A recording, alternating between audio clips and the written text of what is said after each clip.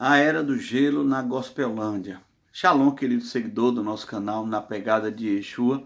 Por mais estranho e bizarro que pareça, o tema desse vídeo está respaldado na palavra, nas palavras do Senhor Jesus ali no sermão profético, em Mateus capítulo 24, verso 12. Ele diz: "E por se multiplicar a iniquidade, o amor de muitos esfriaria." Então, nós estamos vendo que ele está falando de uma era do gelo, entre aspas, né?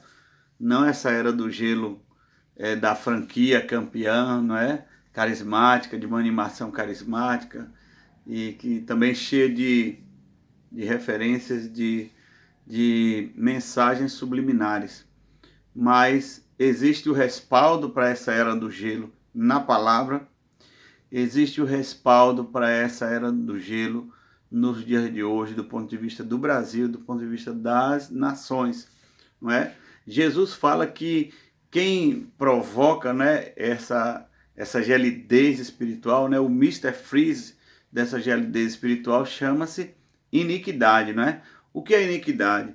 A iniquidade é o pecado desenfreado, quando as pessoas pecam, não tem aquele pit stop de santidade, aquela parada para arrepender-se, para ter assim o sentido de confessar ao Senhor, tem misericórdia, Senhor, metanoia, arrependimento, mudança de mente, né? Então, iniquidade, em suma, de maneira bem simplificada, é o pecado sem metanoia, é o pecado sem arrependimento. Todo o tempo pecando, então aquela bola de neve, né, vai se acrescentando e formando a era do gelo nos corações. E essas geleiras que se derretem do lado de fora é o reflexo das geleiras que se agigantam do lado de dentro do ser humano, né? As geleiras externas que se derretem, elas falam das geleiras internas que crescem. Eu tenho aqui rapidamente mostrar para vocês aqui um livro Mudança Climática. Aqui, pegar. Mudança Climática é um livro raríssimo de Arthur Bloomfield, um profeta de Deus. Ele não escreve fazendo movimentos sobre aquecimento global como o Al Gore, não. Ele não é fake, não. Ele faz pesquisas e ele faz um alinhamento sobre exatamente essa era do gelo espiritual. É um livro muito, muito raro, difícil de encontrar. E existe, irmãos, a era do gelo na Gospelândia. Aqui no contexto do Brasil, com uma pergunta retórica eu defino essa realidade. Onde estão os adoradores de Minas? Só essa pergunta. Quem foi Minas nesse país, irmãos? Um celeiro de adoradores, de condutores da arca de Deus. Não caberia em várias mãos, em várias dezenas de homens e mulheres de Deus que clamavam, que adoravam, que traziam o céu para a terra, que viajavam todo ano de estado para estado e faziam profecias. Todo mundo correu para os Estados Unidos com sua conta abarrotada. Agora o Brasil não presta mais para educar os filhos deles. O Brasil que foi tão profetizado, né, cheio de esperança. E o pior de tudo, que esses profetas amordaçados pelos dólares, né, com dólar na boca, eles agora ainda querem ter voz, quer dar opinião, quer ter voz profética aqui no Brasil, lá bem seguros, lá na nação escrava de Mamon, não é? Como é os Estados Unidos, que só se vive dinheiro, só se fala em dinheiro, né? Bolsa de valores, tudo mais. Esses adoradores de outrora estão todos congelados nas geleiras de Mamon.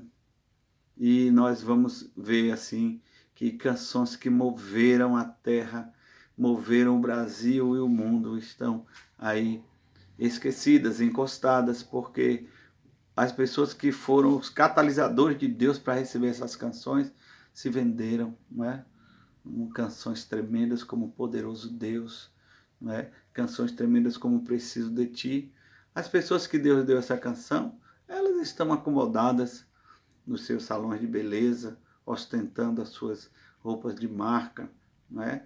Então, a última vez que minha esposa foi, já há alguns anos, para um congresso em Minas, que nós sempre amamos, tivemos peso por esses adoradores. Estava lá uma das líderes, você sabe bem de quem eu estou falando, e em pleno congresso profético, ela fazendo o seu merchan de cosméticos e falando como se aquilo fosse uma injeção de ânimo na estima das irmãs e vendendo suas marcas, vendendo aí suas grifes, como o André Valadão faz, como tantos outros fazem. Se perderam totalmente. As falas são falas rasas, são pessoas que perderam mesmo assim o peso pelo avivamento no Brasil. Os remanescentes que ficam aqui, por outro lado, são pessoas que muitas vezes têm se omitido diante desse período de pandemia, têm estado nas cavernas. Realmente o amor de muitos, na verdade Jesus diz, o amor de quase todos esfriaria. Na verdade nós estamos vivendo uma era do gelo no meio dessa gospelândia, né? Hoje o título de gospel, ele abarcou, ele assombreou o nome da palavra evangelho. Só que a palavra gospel é evangelho em inglês, mas gospelândia é um sentido pejorativo, caído. A palavra gospel ou evangelho vai aparecer em Apocalipse com a expressão evangelho eterno. O evangelho não passa. Deus está levantando aí uma geração que vai crepitar as brasas, que vai aquecer e vai mandar essa gelidez, esses icebergs espirituais para o inferno, e Deus vai mover um avivamento sobre esta nação. Deus vai mover algo tremendo sobre esta nação e outras nações que estão dando lugar aí a profetas que estão no anonimato, não tem nome, não estão atrás de cachês, não estão exigindo hotéis 5 estrelas, são pessoas que estão aí pregando a palavra com lágrimas. Existe ainda os remanescentes, porque a palavra diz que existe 7.000 que não se dobraram a Baal. A Gospelândia cresce de maneira avassaladora, mas Deus tem os seus profetas, Deus tem os seus chorões, os seus Jeremias, as suas Déboras. Deus tem os seus servos e as suas servas que Ele procura para compartilhar o segredo dEle, para ter comunhão com essas pessoas, compartilhar o peso do coração dEle.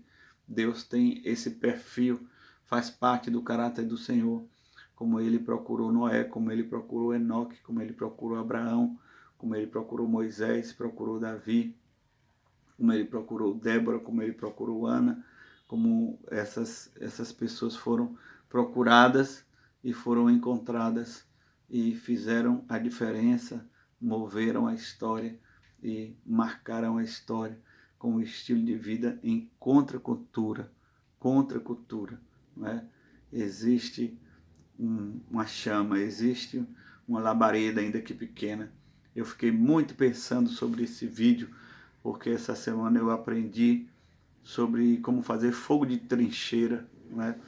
O fogo de trincheira é uma maneira de fazer o fogo cavando e fazendo um outro buraco paralelo, e de maneira que o fluxo do oxigênio não deixa que se faça muita fumaça, é só o fogo mesmo, não é? E é tempo dessa Gospelândia parar de fazer fumaça e fazer fogo de trincheira, fogo de verdade, fogo que aquece, fogo que queima, fogo que arde, e parar de ficar mandando só fumaça para cima, que não resolve nada e ainda atrai o inimigo. Nós precisamos, nós queremos queimar para derreter essa era do gelo. Que o Senhor tenha misericórdia. Shalom. Deus te abençoe.